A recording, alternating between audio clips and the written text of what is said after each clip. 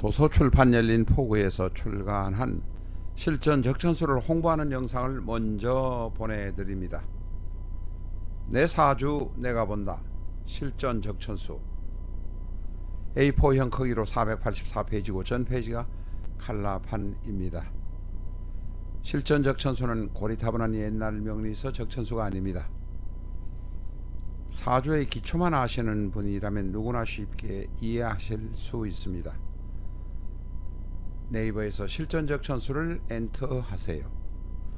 실전적 천수 한 권으로 유튜브에 등장하는 수많은 사주 동영상의 수준을 직접 확인하시고 평가까지 하실 수도 있습니다. 교보문고에서 구입하시기 바랍니다. 미국이나 캐나다에 계신 분이라면 아마존에서 구입하실 수도 있습니다. 아마존에서 SILJEON을 치시면 실전적 천수를 만나실 수 있습니다. 도서출판 열린 포구.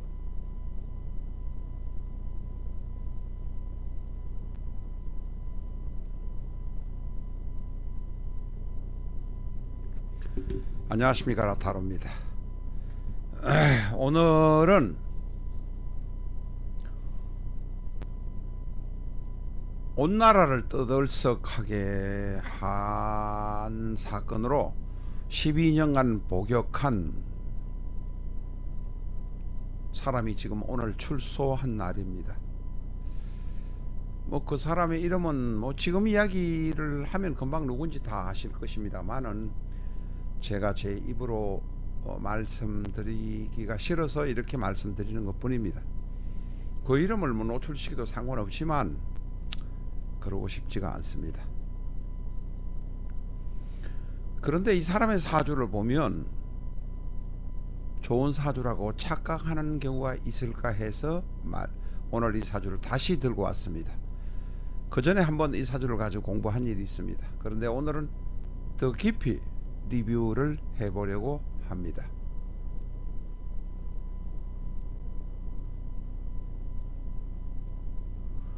임진, 경술, 정유. 임진, 경술, 정유.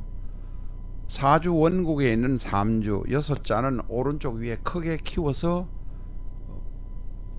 올려놓았습니다. 여러분께서 보시면서 공부를 하도록 올려놓았습니다. 이 사주를 보면 아마추어들은 좋은 사주라고 생각할 것입니다. 왜 좋은 사주라고 생각하느냐? 첫 번째, 이 사주는 정유일주입니다.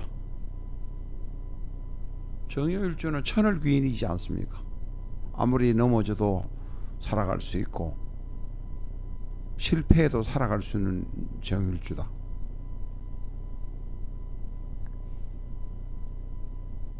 그리고 천간 구성이 보면 정경임으로 천간 구성이 좋습니다.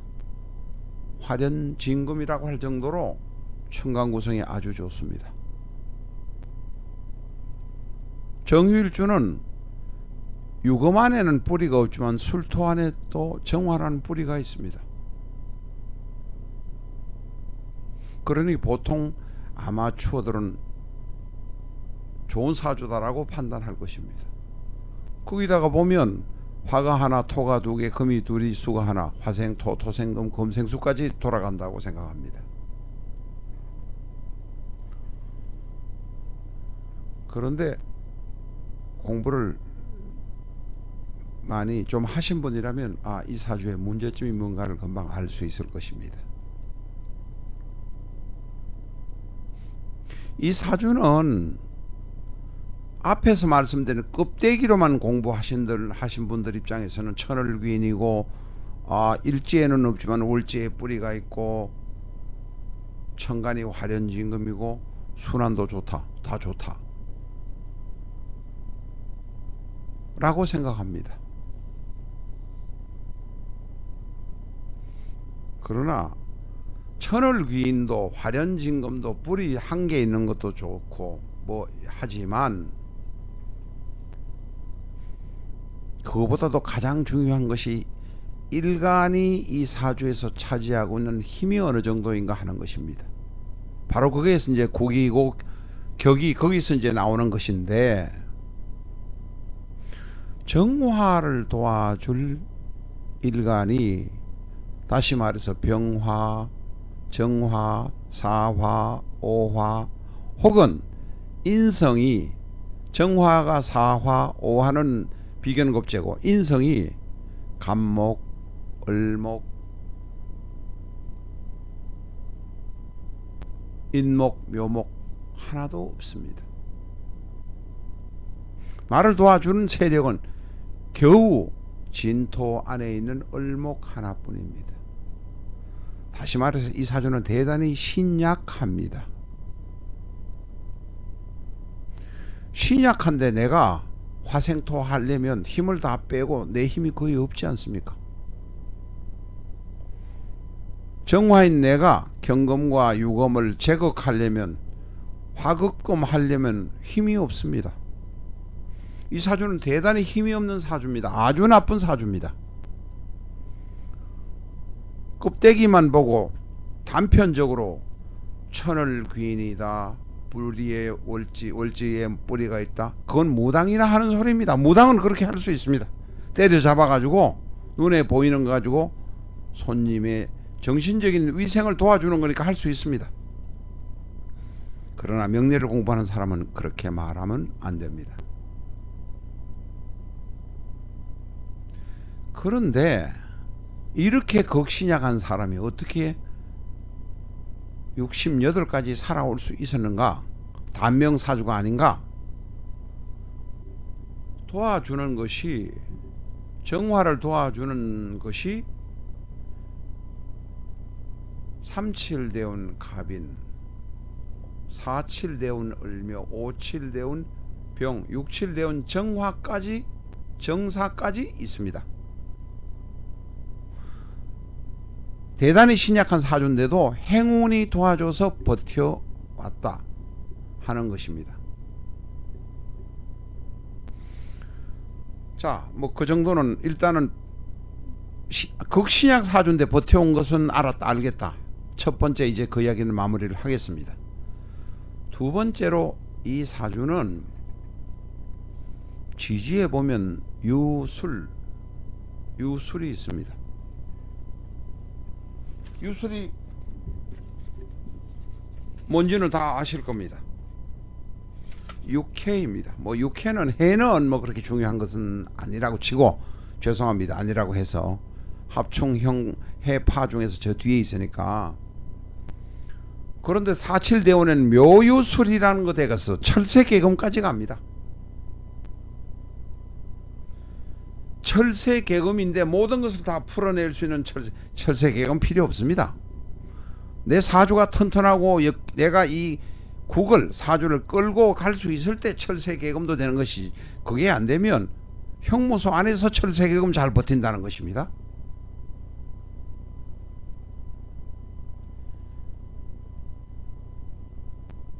제일 키포인트는 27대운에서 나온 17대운에서 신약한 나에게 임자라는 큰 물이 와서 거의 다 불을 꺼버리는 상태가 됩니다.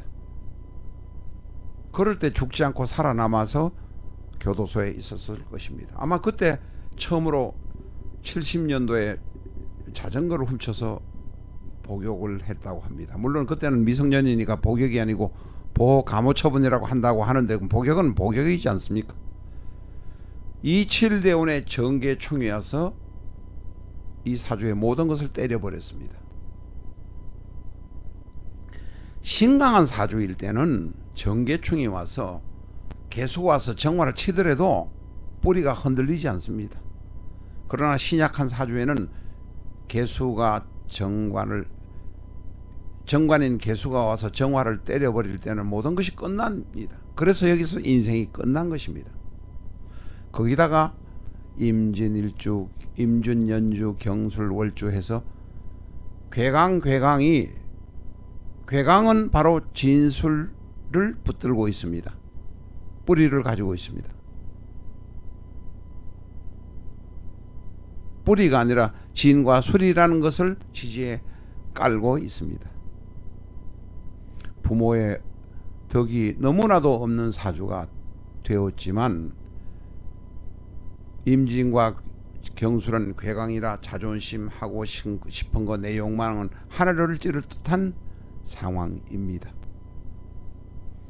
그러다 보니까 진과 술은 충돌할 수밖에 없는데 바로 붙어 있으면 언제라도 충돌하고 무슨 문제가 생길 수 있다, 이렇게 말할 수 있습니다. 다시 말해서 이 사주는 식약한 사주에다가 부모 업이 덕이 없는 진술충에다가 괴강, 임진, 경술의 오만함과 내가 잘났다고 생각하는 것과 이런 것들이 부딪히니 묘유술이고 무엇고 정일주고 필요가 없다, 이 말입니다. 부분적인 것만을 가지고 정일주다, 식신생제다, 그것만을 가지고 사주를 논할 수 없습니다. 그래서 많은 분들이 사실 댓글을 달아서 뭐를 이야기하고 질문을 하는 경우에 저희가 대꾸하지 않습니다. 답글을 달지 않는다는 이야기입니다. 왜냐하면 그것은 수많은 영상을 보아서 배워서 할 일이지, 제가 여기서 댓글을 달고 거기가 틀렸다고 지적하면 기분만 나빠질 뿐입니다. 엉뚱한 이야기로 갔습니다. 이 사주는 화련진금에다가 정유일주에다가 사칠대운은 묘유술까지 있는 운인데 좋은 운으로 착각해서 보는 경우가 있다면 그거는 하수입니다. 일간이 우선 강하지 못하면 모든 것을 하지 못합니다. 이칠대운에서 정계충으로 모든 불이 거의 꺼질 지경이 되어 버렸지만 가벌병정에 대운의 천간이 계속 들어오기 때문에 지금까지 버티면서 살아왔던 것 뿐입니다. 앞으로 이분 더 이상 범죄를 저지르지 않기를 기대하고 있습니다. 이제부터는 서서히 힘이 좀 빠지리라고 생각은 됩니다만은 아직은 6,7대운은 정사가 들어와서 또 무슨 일이 일어날지 걱정이 되기도 합니다.